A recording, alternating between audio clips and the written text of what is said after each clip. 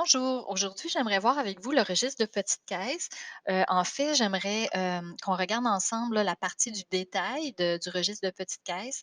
Hem et puis, je veux vous parler aussi des frais de représentation, comment calculer vos frais de représentation. Alors, dans un premier temps, généralement, là, la partie gauche du registre de petites caisses, là, ça va bien pour le remplir là, avec, les numéros des pièces et les montants. Ça, c'est bien vos montants, totaux là, que vous avez sur chacune des pièces.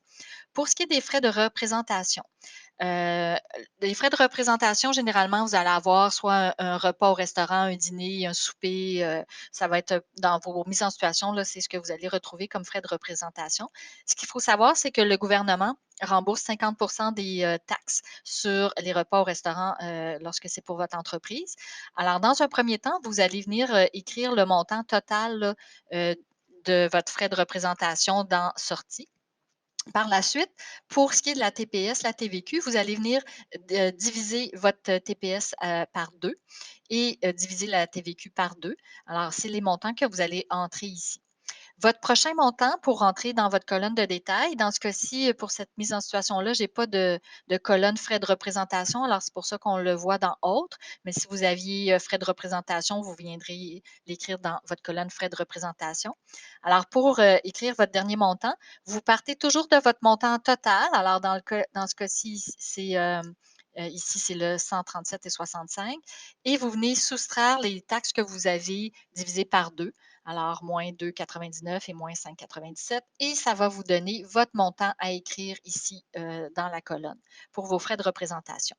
Une fois que vous avez rentré tous vos montants, afin de vous assurer que vous avez bien écrit les montants dans votre partie du détail, ce que vous pouvez faire, c'est pour vous vérifier, vous allez, heu, additionner le total de vos colonnes, alors tous les totaux des colonnes et votre total devrait donner le total de vos sorties. Alors, si c'est pas égal, c'est parce que vous avez entré là, un mauvais montant dans une colonne.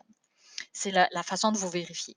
Par la suite, lorsque vous faites, votre total, de sortie, vous allez, prendre votre, ici, c'est la petite caisse était au départ un montant de 500 donc votre 500 moins, vos sorties, ça vous donne le montant qui devrait vous rester. Alors vous vérifiez avec ce que vous avez en main et vous pouvez soit arriver, égal, soit avoir un déficit ou un surplus. C'est important de venir entrer vos informations ici par la suite de ce qui vous reste et le montant de renflouement du chèque. Fait que généralement aussi, on va écrire ici le numéro du chèque et le montant de renflouement. Alors, si vous êtes en déficit, vous allez devoir ajouter ce montant-là à votre chèque. Si vous êtes en surplus, vous allez devoir soustraire ce montant-là à votre chèque pour retrouver la somme de 500. Alors moi, c'est surtout là, la partie détail ici pour lequel des fois vous éprouvez de la difficulté, les frais de représentation aussi. Alors, voilà pour les explications du registre de la petite caisse.